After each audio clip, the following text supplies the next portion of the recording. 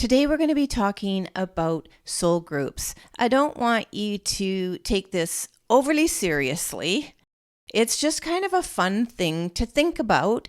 And beyond fun, it can actually be comforting to sort of know that you're not alone in whatever you think that you or feel or you really are going through. There are millions of people going through the same thing, if not, slightly similar. I would wager the same. I've met enough people to know, yep, me too, me too, me too. How many times have you said that in your life when you met someone that, you're just happen to even maybe have a casual conversation and they feel like a long lost friend that you've known forever? And I will wager you have, just maybe not in this physical existence. So running into people where you have an immediate connection, you feel like you know them, you feel like you have so much in common, you feel in some cases closer to them than your own siblings, or other best friends.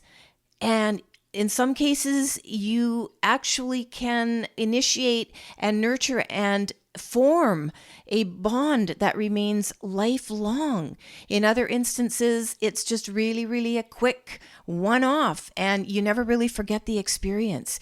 You maybe learned something from it. They said something that, twigged a light bulb moment for you. And you always remember them. And even if you don't remember them, they will have impacted your life in such a way that you can recall a moment you saw something, met someone, heard something someone said to someone else or said directly to you. You formed a feeling within you. It triggered something at a very deep soul level within you, and you never saw them again. Something like that. This is very different than relationships that you form and you work through themes and roles and lessons. This is now talking about on a much larger macro scale, belonging to a group that shows you're not alone. So before we get here, and we're in the other dimension, okay, we choose our life theme, all of our lessons, and then we choose our groups, and then we choose our parents, and then we choose all of our other relationships or agree to them. So part of understanding the soul group I'm with makes it feel like, so I'm completely not alone. This is the group I chose. And maybe I can find my people. Maybe I can find my tribe. If you do go through something that's really quite devastating or traumatic, or in any other way it's impacting you where you are being offered an opportunity to learn from it. But that's fantastic if you recognize it. But you may also want to find your tribe, your collective, your group, whether it's just as a member or in some cases as a leader of one. And that's what the soul group does for you. So this could be related to loss. It could be related to, I'm thinking here of the Me Too movement, Black Lives Matter, any huge, the Berlin Wall coming down in the 80s. There can be soul groups that form as a country, as a culture, as a race, as a gender, as a marginalized group, as a minority group, both these groups making change in the area of rights, civil rights, human rights, political rights. You could go so far as to go a migrant soul group. The list is endless. And we may even be able to belong to more than one group. I'm just inviting you to think about, do I even care about this? And if I do, what group do I belong to? What are my lessons embodied in these certain themes that keep coming up for me? And why would this be? And the overarching answer is because you chose it. But you didn't choose to go it alone. Again, I want to emphasize that a soul group is different than relationships that are, showing us over and over and over again that we all have kind of the same life experiences. I'm not talking about major events here, like loss and other events, that are horrific. I'm talking about experiences that we all have: financial difficulties, relationship difficulties, any other lessons that, yeah, yeah, yeah, you meet everybody and yeah, I've had that. Yeah, I've had that. Yeah, I've had that. The group comes in where not everybody experiences it, and not everybody needs to experience it. So not everybody loses a child on this planet, okay? There's millions of people who do, but there's less that do than don't, and therefore it puts you into a group. So that's how to identify a group versus just shared life experiences that come from dysfunction and adversity in general. We choose our pain and suffering as part of a soul group, whether or not we recognize it. That's up to us to basically decide or experience. But we choose the lessons from the pain and suffering and adversity within a certain, theme, story, arch, to basically find the peace, the joy, the happiness that I believe is our innate state. I have met many people, discussed with them, read over the decades, and no one says that we come here as babes, a mixed up mumbo jumbo of nerves and negativity and depression and trauma and all that. We come here as pure beings. And for anyone that's witnessed a newborn, whether you've birthed a newborn yourself or witnessed a newborn, or you've gone and visited someone who's just had a newborn, there's nothing like it to help us tap into love in its most pure, unconditional form. The lessons come as we get older.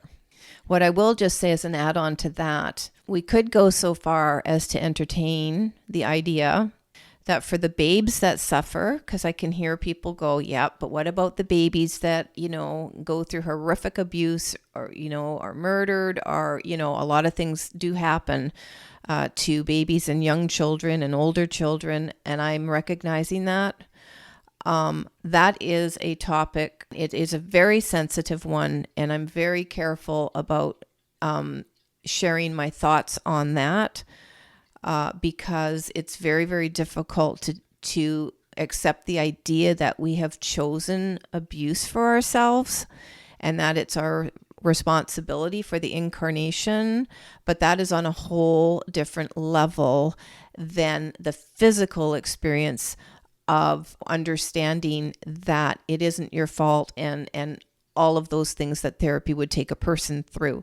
So that is not what I am advocating for or against here. I am merely talking here, expanding consciousness to the greatest extent you can to think about this. And if you have suffered as a baby or a child, and this is just not resonating with you, then this is absolutely not the information you need to be listening to and absorbing at this point in your life, if ever. So I just want to really say that I'm sensitive to that, and I'm not dealing with those issues in the work that I do. I am only dealing with things on a much broader scale. I can deal with my own issue of losing a child to suicide and applying all these lessons to my own healing and growth and expanded consciousness. But how we're able to embrace information and decide to work with it to heal, expand our consciousness, and create a different life for ourselves, that's all very, very personal. So I did just want to acknowledge that.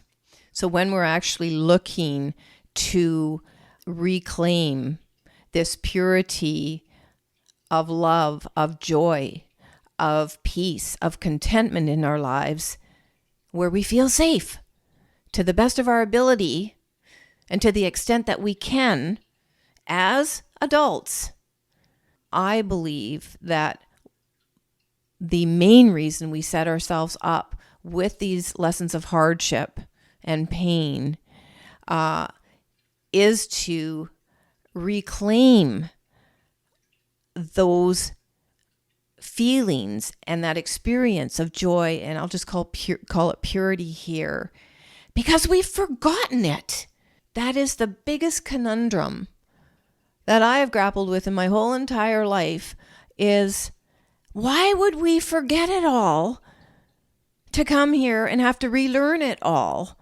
And I don't think anyone has the answer for that, quite frankly. So I stopped wondering about it and just started to take on the information and the lessons and the themes and the everything else I'm talking about today to the extent that I can do it, and then share what I know with others, but just not obsess about it. So while we do have this soul group, and then we do on another level choose the people we're going to go through our pain and suffering with in our various relationships and our various roles, the lessons that we learn are very personal. So even think about it for a moment, what you may be going through right now, what you have gone through, what you may go through in the future, that might be a little uncomfortable, if not downright painful.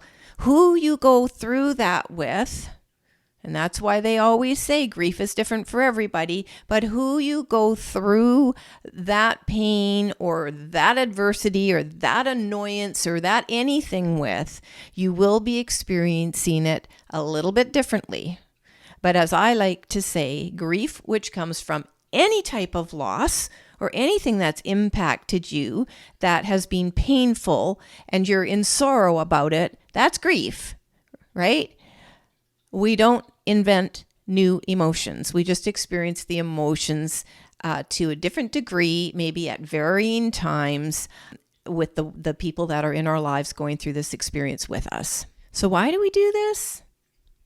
Basically, to evolve as soul, spirit, and in the human form as mind and body.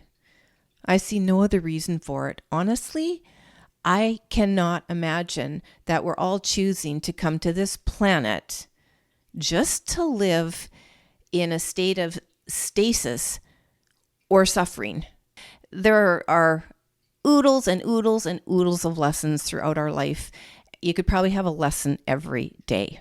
More to the point, you might want to think about, what have I experienced so far? What did I experience as a child? Who did I go through this experience with that was the most impacting for me? That was sort of my comrade in arms, if you will. What did I get out of this? What lessons did I learn as an adult looking back? What am I seeing now that, yes, if that didn't happen, this couldn't have happened?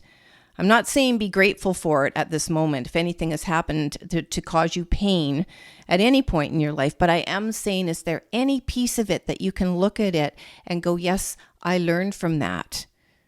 Is there a community that you have connected to where you go, yep, we're all doing the same thing, more power to us?